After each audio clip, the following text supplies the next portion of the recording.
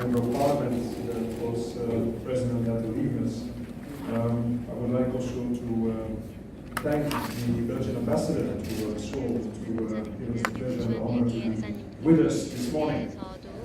Ladies and gentlemen, this will be really a pleasure and honor to be back in Seoul, to be back in Korea. Especially as a 무한한 Belgian, 영광입니다. 벨기에인으로서 사실 저희는 small European nation, 작은 유럽 to contribute to the liberation 국가이지만 of your country. 여러분의 에너지 정책 담론에 이렇게 참여하게 되어서 정말 영광이었습니다. 그리고 또 2010년도에 이런 토론에 저희가 함께 참석할 수 있어서 정말 무한한 영광이었습니다. 대한민국은 지금 정말 사실 괄목할 만한 발전을 이룩했습니다. 대한민국이 이룬 성과, 그리고 특히 포용적인 경제 성장을 이룩한 데 치아의 말씀을 드립니다. OECD에서 한국이 사실 가장 활발한 일원으로서 포용적인 경제 성장을 주도하는 국가이다라고 알려져 있습니다. 그리고 많은 국가들한테 벤치마크가 되는 모범적인 선례가 되지 않나 싶습니다. 그 선례를 따르기는 쉽지는 않지만 정말 빛나는 선례라고 할 수 있겠습니다. 경제 사회적인 발전에 있어서 모범적인 사례를 제공하는 대한민국은 민주주의적으로도 강력한 국가임이 틀림없습니다. 그렇기 때문에 대한민국에서 정말 배울 점도 많고 벨기에와 함께 시너지 효과를 창출할 수 있을 것이라고 생각이 듭니다. 네, 기빈 여러분, 저는 사실 개인적으로 전 벨기에 정치인으로서 여러분에게 말씀을 드리고자 합니다. 저는 에너지 전문가가 아닙니다. 그렇기 때문에 제가 오늘 드린 말씀은 제 개인적인 정치인으로서의 경험에 비롯된 것이고, 그리고 또 OECD를 주도하면서의 제 경험에 기반한 말씀을 드리는 것이고, 그리고 저희 스웨덴에서의 Think and Do Tank라는 민주주의에 대한 생각을 기반으로 하는 것이라고 말씀을 드리면서 시작을 하고 싶습니다. 저희가 너무 구체적으로는 벨기에 경험에 대해서 말씀을 드리지는 않을 것입니다. 특히 원자력이나 그리고 원자력 생산에 있어서 벨기에 에너지 믹스에 대해서 간략하게 말씀을 드리자면 현재 35에서 40%가 원자력에서 생산이 됩니다. 일부는 수입이 됩니다. 왜냐하면 벨기에 같은 경우에는 개방경제 국가이기 때문입니다. 특히 에너지에 있어서 말입니다. 그렇기 때문에 저희는 에너지를 다른 국가에서 수입을 합니다. 특히 프랑스 같은 국가에서 많이 수입을 합니다. 전체 프랑스 같은 경우에는 전력의 50에서 55%가 원자력으로 생산이 됩니다.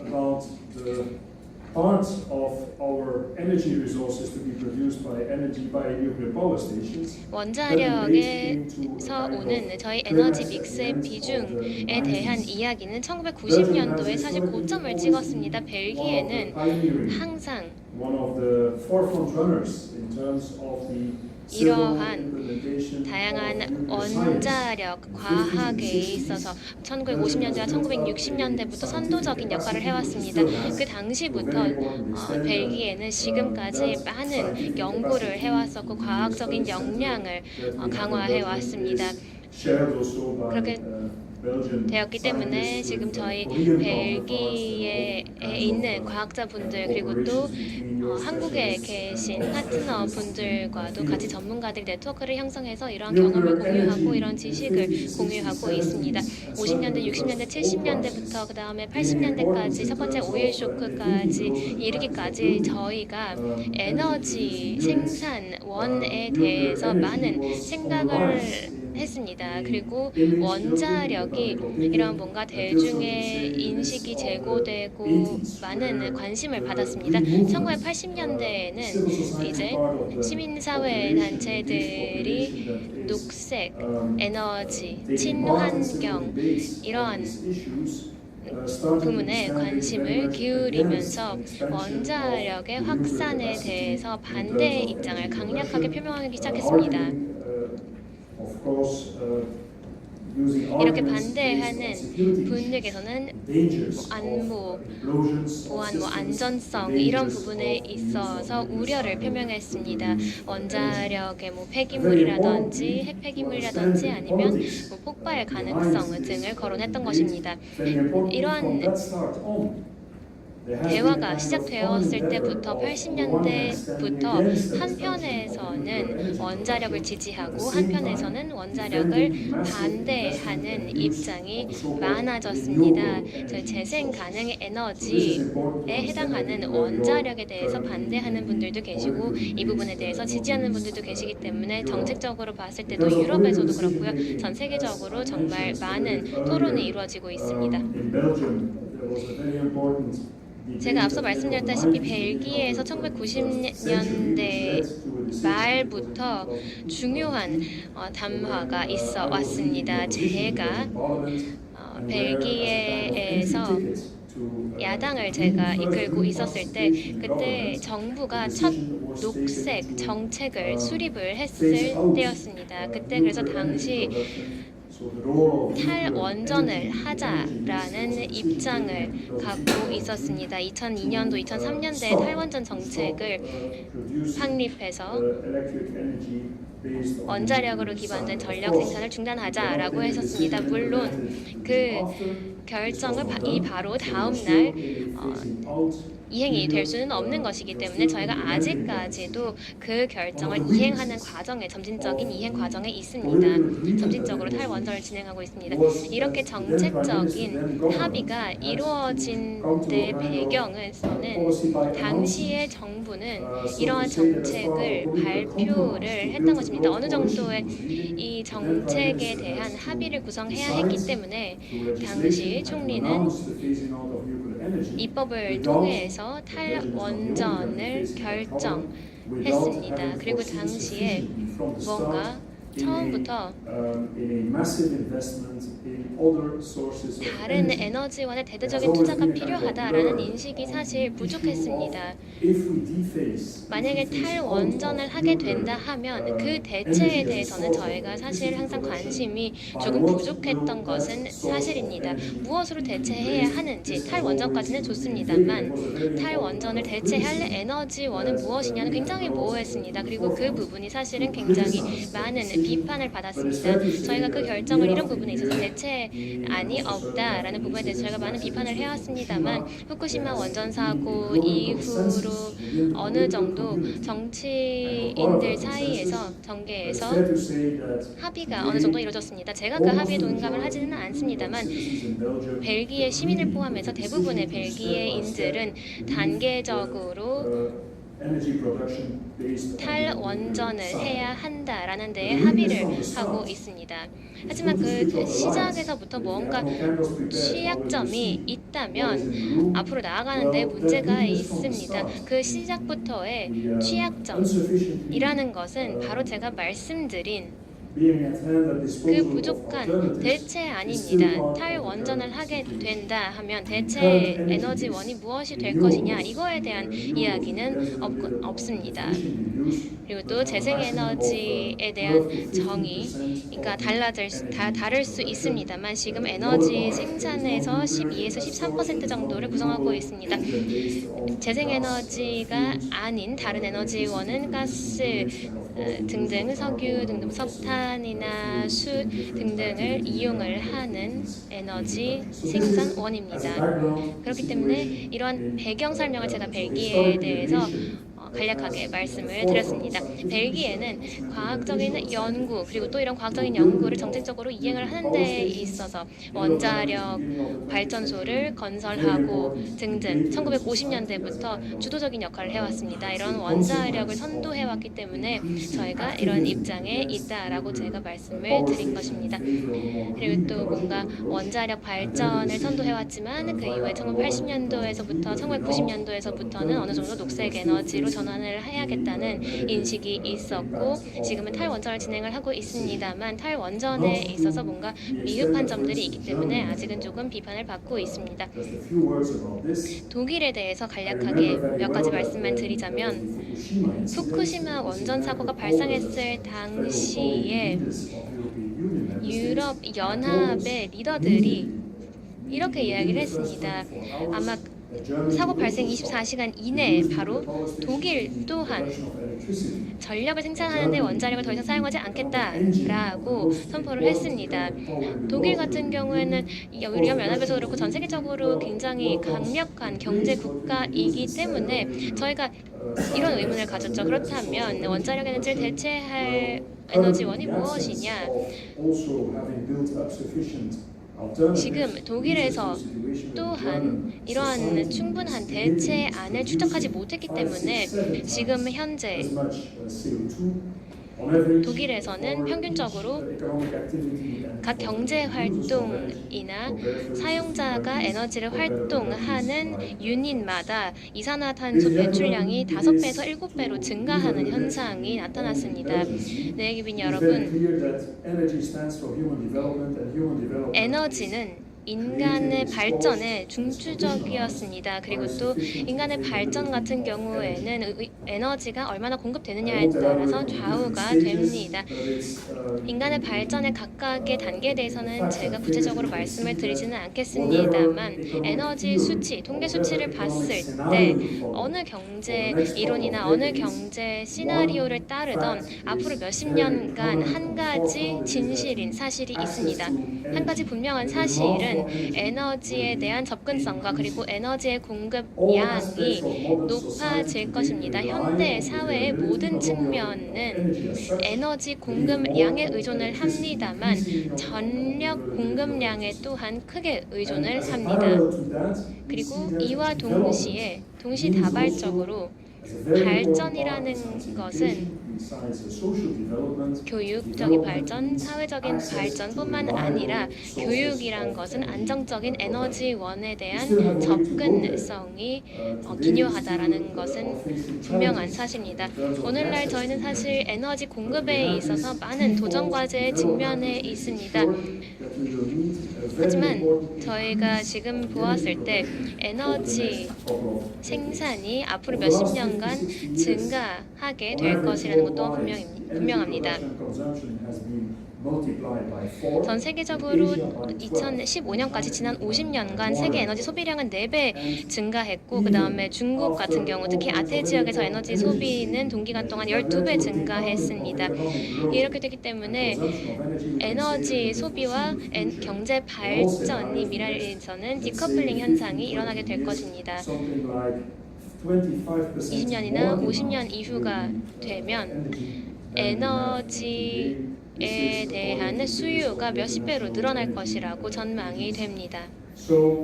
에너지에 대한 의존도가 또한 높아진다는 뜻이기도 합니다.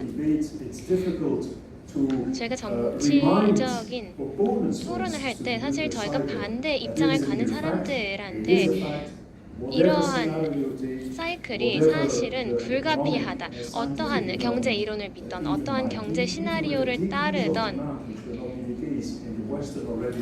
서방 국가 같은 경우에 그리고 또 특히 선진 국가에서 경제 수요가 하락한다라고 생각하시는 분들이 있을 수도 있겠지만 한 가지 분명한 사실은 에너지 수요가 높아질 것이라는 것입니다. 여러분 MDG도 잘 아시겠지만 SDG가 이제 2015년도에 새로 채택이 되었습니다. 그리고 SDG 지속가능한 목표 7번을 봤을 때에는 여기서 모두에게 지속가능한 에너지를 보장하자라고 표명하고 있습니다. 2015년에서 2030년까지의 지속가능한 목표입니다. 이 7번 목표는 SDG 중에서 중추적인 목표입니다.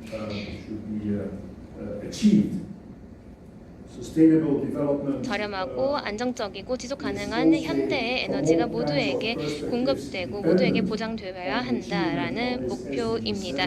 이 7번 목표를 저희가 달성을 하는 것은 다른 방면에서도 중요합니다. 뭐 이동성, 물에 대한 공급, 여러 가지 다양한 접근권에 대해서 이야기를 할 때 모든 것이 이 다시 SDG 7번으로 에너지로 귀결이 됩니다. 보건이라든지 교육, 안전 등등에 있어서 에너지가 굉장히 중요하고 몇몇 국가에서는 에너지는 인권으로 귀결되기도 합니다. 전력에 대한 접근권이 헌법에 명시된 권리로 되어 있는 국가들도 있습니다. 볼리비아 같은 국가가 예가 되겠습니다.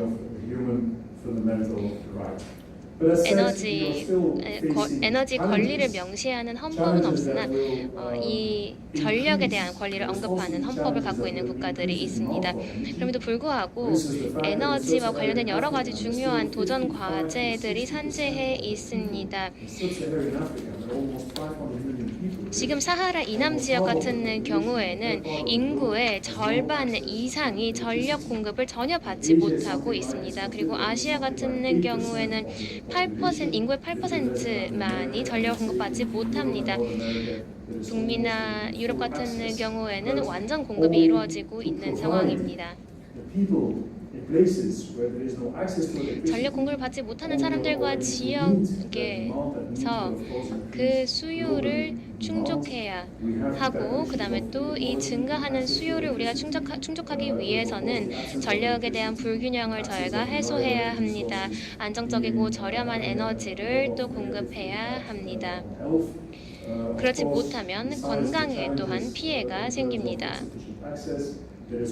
충분하게 공급을 하지 못하는 데 있어서 또 저희가 환경적인 피해도 고려를 해야 됩니다. 기후변화, 에너지는 기후변화의 주범이기 때문에 저희가 또 재생가능 에너지원을 충분하게 확보를 해야 합니다. 에너지 믹스에서 재생가능 에너지원의 비중 등등 저희가 모두 생각해야 되는 부분입니다. 점점 더 에너지라는 것이 사실 물리적인 안보와 긴밀하게 연결되어 있습니다. 저희 보안 시스템이나 안전 시스템 등등을 봤을 때, 그리고 국가의 안보 또한 에너지를 기반으로 한 시스템에 의존을 하고 있습니다. 그렇기 때문에 에너지가 정말 필수 불가결하고 그만큼 중요해졌습니다. 에너지에 대한 정책적인 그리고 민주적인 담화에 있어서 편견이 있는 것이 사실입니다. 벨기에 그리고 유럽에서 특히 그렇고요. 대한민국에서도 그렇다고 알고 있습니다. 사실 보면 에너지, 재생가능 에너지, 그리고 친환경 에너지에 대해서 이야기를 할 때는 재생가능 에너지원에서 오는 에너지와 그리고 그 반대가 있습니다. 예를 들어서 태양열판이나 풍력 등등이 재생에너지원인 반면 그 반대편에는 화석연료 에너지원이 있습니다. 이렇게 두 가지로 이분법화된 담화가 이루어지고 있습니다. 지난 수십 년간 50년대부터 그리고 60년대부터는 원자력이 굉장히 유망해 보였습니다만 어느 정도 치부가 되어 온 것이 사실입니다. 어떻게 보면 재생가능 에너지원에 대해서 반대하는 사람들, 그리고 또 이에 대해서 반대하는 정치인들이 동일하게 원자력을 반대하는 입장을 취하고 있습니다. 반면 기후변화의 도전 과제를 보았을 때 화석연료를 재생가능 에너지원으로 대체해야 되는 것이 사실이기 때문에 저희 모두가 노력을 배가하고 총력을 다해야 합니다. 재생가능 에너지원으로 화석연료를 대체하는 것이 저희의 궁극적인 목표여야 합니다. 하지만 굉장히 어렵습니다. 유럽에서도 정책적인 결정을 볼 때 화석연료냐 아니면 재생가능 에너지원이냐 이렇게 두 가지로 이분법화되어서 토론이 진행되고 있는 모습을 볼 수 있습니다. 그리고 그 재생에너지원의 비중에서 원자력에 대한 관심은 사실 줄어들고 있습니다. 정치인들 사이에서는 특별히 말이죠. 하지만 사실 지금 보았을 때 어느 정도 재생 가능 에너지와 그리고 재생 가능 에너지 전력원에만 의존을 했을 때는 우리의 환경 목표를 이룩하기 위해선 충분치 않다는 것이 사실입니다. 어느 정도 그것에 대한 합의가 이루어져 있습니다. 지금 환경에 대한 대화를 볼 때 이산화탄소 감축 목표를 이루기 위해서 재생 가능 에너지원의 비중을 늘리기 위해서 저희가 많은 노력을 해야 하지만 지금 이미 저희가 늦은 감이 없지 않아 있습니다. 지금 국가 리더들 사이에서도 어느 정도 이루어진 합의가 동의하고 있는 바는 2025년 그리고 2030년 목표를 저희가 이루기에는 지금 이미 너무 뒤처져 있다라는 합의가 형성이 되었습니다. 물론 이렇게 이야기하는 사람들도 있습니다. 야심적인 목표를 갖고 있는 것은 좋다. 그리고 화석연료를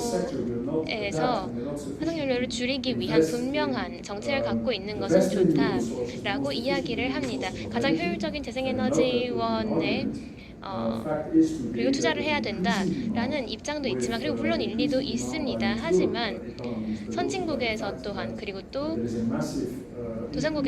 개발도상국에서 또한 전력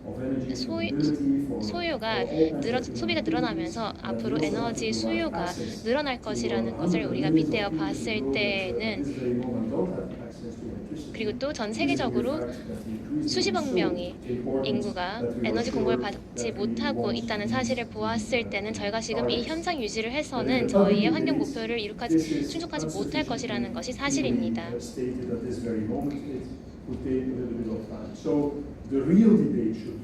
그래서 사실은 화석연료나 재생가능 에너지냐가 아닌 화석연료냐 아니면 비화석연료냐라는 토론에 저희가 더욱더 관심을 가져야 합니다. 여러분, IPCC가 사실 의장이 마니파세 분이셨는데 아직까지 의장이신지 모르겠습니다만 이 IPCC는 환경 기준과 환경 지식에 있어서 가장 명성 높은 기관이라고 알려져 있습니다만 이 IPCC에서는 2030년까지 온실가스 배출량을 55%로 감축해야 된다라는 목표를 세웠고 이 목표는 파리 기후협약의 목표보다도 더 야심차고 높습니다. 그리고 저희가 이미 세운 2030년까지의 목표, 2025년까지의 목표는 저희가 지금 현재의 에너지 믹스로 계속해서 지속해 나간다면 절대로 달성할 수 없습니다.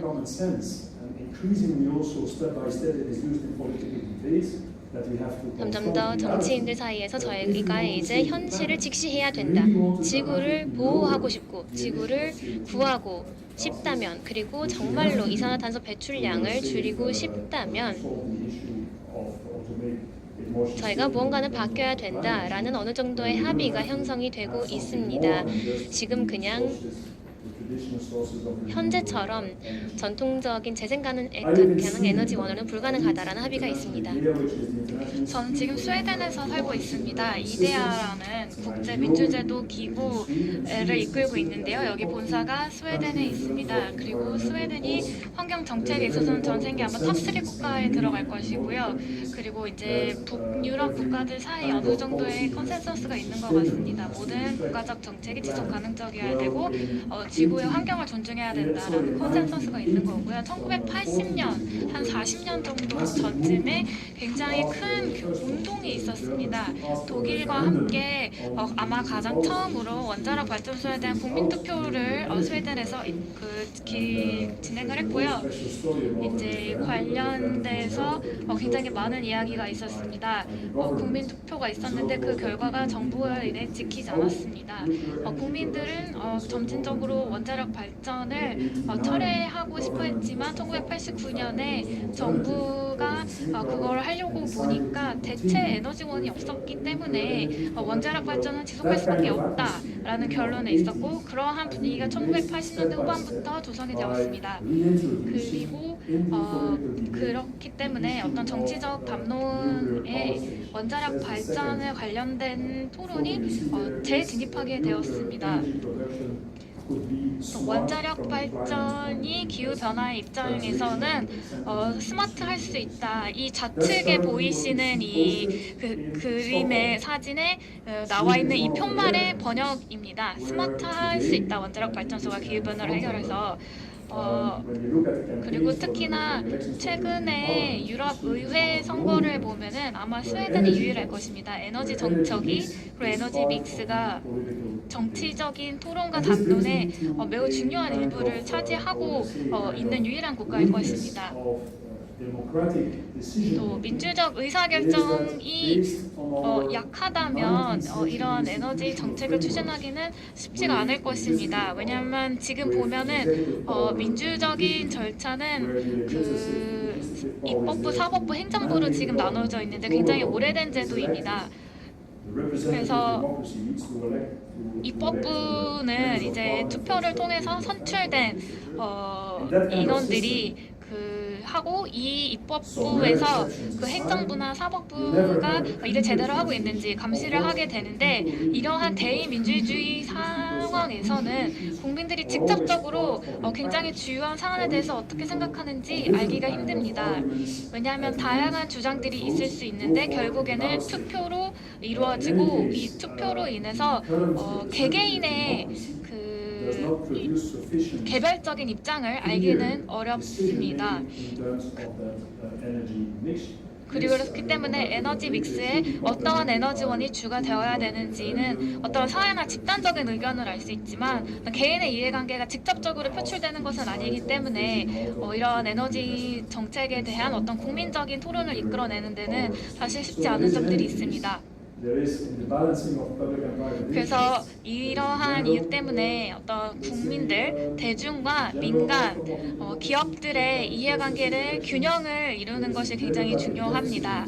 그리고 의사결정 관계에서의 어떤 민주적인 그 절차의 부족이 생길 수밖에 없습니다. 이러한 선거를 통해서 어떤 자신의 입장을 개진할 수밖에 없는 상황에서는 어떤 의사결정을 위한 플랫폼이 될 수 있지만, 아까 말씀드린 것처럼 개별 국민들의 그 의견을 직접적으로 듣기는 어렵다는 것이죠.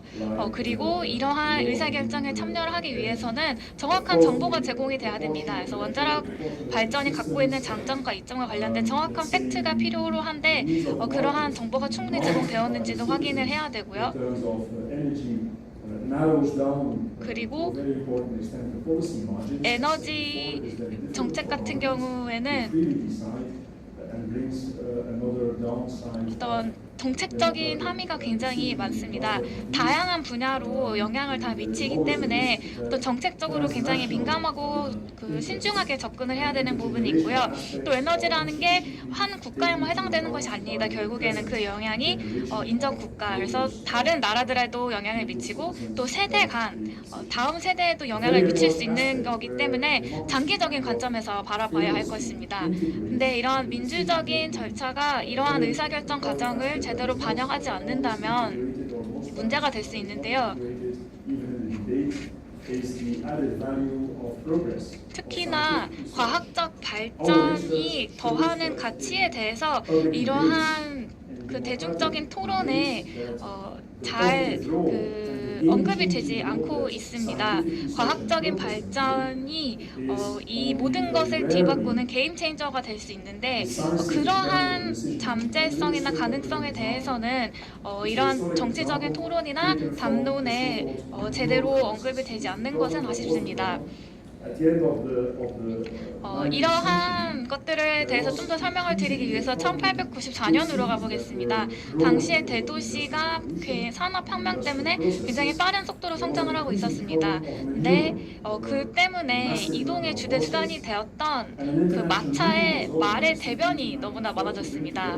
1894년에 산업 국가들의 지도자들이 모여서 영국이나 벨기에 기타 국가들이 다 모여가지고 어떤 공동의 대책을 세워보자. 그래서 이 말의 대변을 어떻게 다 처리를 할 수 있을까? 그러면서도 어떻게 물건이나 그러니까 재화나 서비스의 이동을 촉진시킬 수 있을까? 라는 토론을 했습니다. 근데 당시에 답이 바로 나오진 않았고요. 1912년이 되었을 때 비로소 해결이 됐는데 내연기관과 자동차가 발명이 되면서 이 말을 차량에 대체를 하기 시작을 했고 그러면서 이 말의 대변이 더 이상 문제가 되지 않았던 거죠. 당시 이 국가의 지도자들의 그 사례를 살펴보면은 지금 우리의 상황에도 함의하는 내용이 많다고 생각합니다. 저희가 민주주의 사회로서 직면해 있는 문제들이 있습니다. 그리고 과학적인 발전을 통해서 과학적인 진보를 통해서 이 문제점들이 해결이 될 수도 있습니다. 물론 당장 해결이 된다는 보장은 없지만 이런 과학적인 발전에 지속적인 투자를 하게 된다면 그런 과학기술의 진보로 인해서 우리가 갖고 있는 문제들이 자연스럽게 해결될 수 있는 것이죠. 그래서 21세기 초반부터 벨기에는 상당한 자원을 차세대 원자로에 투자를 했었고 3세대, 4세대 원자로였던 것 같습니다. 그래서 많은 연구 프로젝트에 투자를 했었고 이미 또 자주 언급되고 있고 한국과도 긴밀하게 이 분야에 있어서는 원자료 연구와 발전에 있어서는 협력하고 있습니다. 그래서 지금의 원자력 폐기물이 갖고 있는 문제점들을 해결하기 위해서 계속해서 연구를 하고 있는 거고요. 그래서 원자력 폐기물의 그 량을 줄이고 또한 그 수명도 현격하게 감축시키는 그러한 연구 결과들이 실질적으로 결과를 만들어내고 있고 과학적인 진보가 이루어지고 있다고 볼 수 있습니다. 그러니까 민주적인 의사결정 과정을 에너지 믹스와 관련돼서 개선하기 위해서 어떻게 저희가 할 수 있을까요?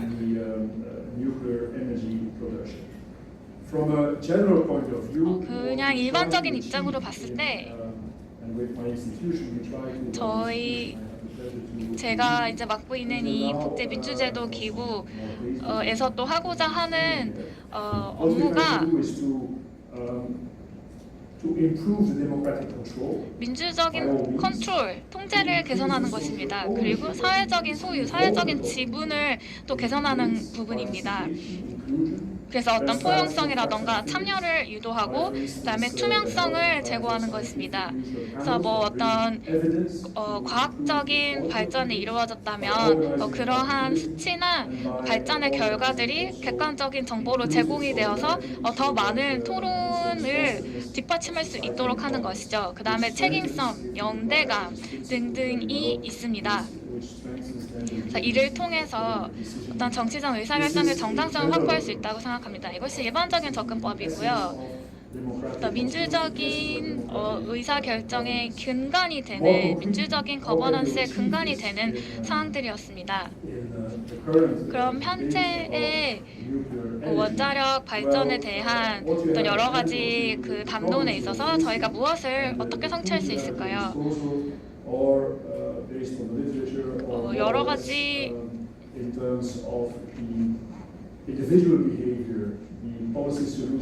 정책적인 솔루션이 있을 수 있습니다. 뭐 세금 혜택이라던가 비용의 내부화라던가 그 다음에 두 번째로는 생산과 소비의 분산입니다.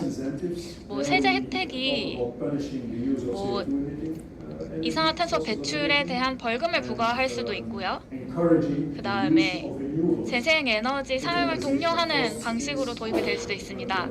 그리고 비용의 내부화란 사람들이 지불하는 비용이 어떤 에너지 생산의 환경적인 비용까지 포함할 수 있도록 하는 것입니다. 그래서 모든 관련 비용이 그런 시장가에 반영될 수 있도록 하는 것이고요. 다음에 제가 또 중요하게 생각하는 것이 생산과 소비의 분산에 투자하는 것입니다.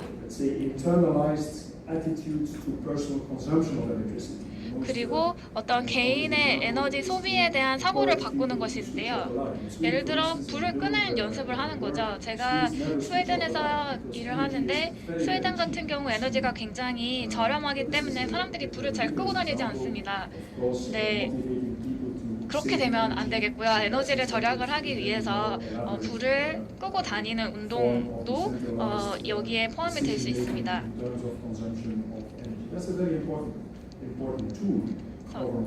이러한 툴들이 특히나 민주주의에서는 효력을 발휘할 수 있는데요. 세제 혜택이라던가 가장 청정한 에너지는 사실 소비가 되지 않는 에너지죠. 생산 자체가 안 되는 것이 가장 청정한 에너지일 텐데 그 때문에 에너지 절약하는 것이 중요하고요. 한국도 제가 법제화가 되어 있는 걸로 알고 있는데 생산을 분산시키는 것입니다. 재생에너지 같은 경우에는 가장 많은 시장 참여자들이 있을 때 본격적으로 발전이 됩니다. 그래서 지금 농업에도 재생에너지를 적용하고 다양한 그 민간 사업자들이 있는데요. 참여하는 생산자들이 많을수록 이 재생에너지가 본격적으로 발생을 하게 되고 또 에너지 그리드로 그 판매가 되는 전력이 많아지게 됩니다. 벨기에나 유럽의 국가들 같은 경우에는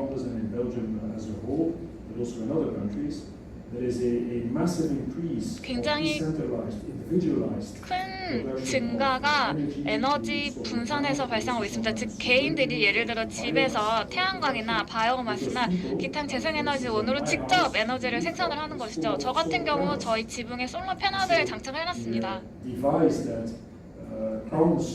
그래서 저희가 생산하는 전력을 그러니까 저희가 생산을 해서 쓸 때는 한 방향으로 돌고요. 저희가 이제 그 전력에 저장된 걸 다 소진을 하고 에너지 그 국가 그리드에서 에너지를 받아서 사용할 때는 이 계기판이 반대로 도는 걸 볼 수가 있습니다. 그래서 이런 10년, 15년 그리고 특히나 최근에 3년, 5년 사이에 이러한 에너지의 분산이 상당히 활발하게 이루어지고 있는 것으로 보입니다.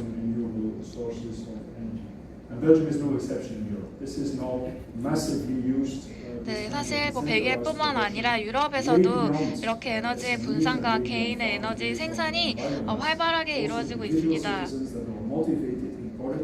바이오매스라던가 농업에서도 재생에너지를 많이 발생을 시키고 있고요. 아까 제가 말씀드렸던 것처럼 지붕에 태양광을 설치한다거나 여러 가지 방식으로 에너지를 생산을 했을 때 잉여가 있다. 그래서 추가로 내가 사용하는 것 이상으로 생산이 되었다고 하면은 에너지 그리드에 이 남는 에너지를 판매를 할 수가 있는 것이죠. 그래서 또 추가적인 소득원으로서의 역할도 하고 있습니다. 또 에너지 정책과 관련된 어떤 일반적인 담론에 보면은 이렇게 시민들의 참여를 더욱 활발하게 하고 국민 투표라던가 시민 사회라던가 시민 운동, 기타 협의의 과정 등을 통해서 이런 에너지 정책에 시민들이 좀 더 주도적인 역할을 할 수 있도록 많이 하고 있습니다.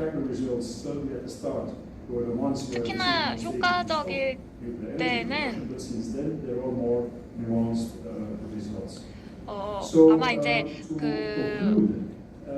적극적인 참여를 통해서 원자력 발전을 중단한 나라들에서 이런 시민사회나 어떤 시민의 그 참여가 굉장히 활발했던 걸로 볼 수가 있는데요. 꼭 그렇게 거대한 어떤 의사결정이 아니라도 시민들이 이런 에너지 믹스에 관련된 의사결정을 참여할 수 있는 방법은 많이 있습니다.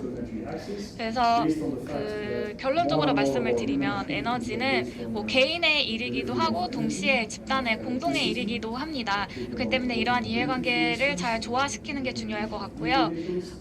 그리고 이제 The non-fossil production currently comes from renewables and 민주적인 원칙을 기반으로 에너지 정책에 대한 정당성을 확보를 해야 될 것입니다. 그래서 참여, 투명성, 책임성, 연대감 등등의 기본적인 민주적 원칙을 지키면서 에너지 정책을 펼쳐야 될 것이고요.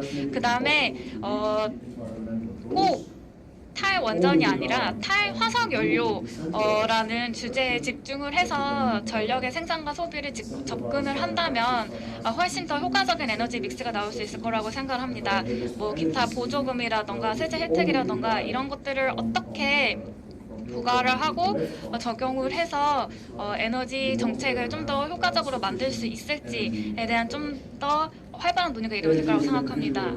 collective matter, the part of individual decision making and let's say the 다시 말씀드리지만 practice people with their 에너지는 개인과 동시에 공동의 사안이기 때문에 because a matter of collective 뭐 아까 말씀드렸던 것처럼 개인의 참여가 더 활발하게 이루어질 수 있고요. 모든 나라들이 전 세계적으로 아까 말씀드린 SDG 7번 지속 가능 개발 목표 7번을 채택을 했습니다. 그리고 아까 말씀드렸던 이 에너지에 대한 접근이 다른 모든 분야에도 영향을 미치는 가장 기본적인 것이 되기 때문에 이런 굉장히 중요한 사안이고요. 그렇기 때문에 아까 말씀드렸던 것처럼 민주적 절차가 중요하고 기후 변화를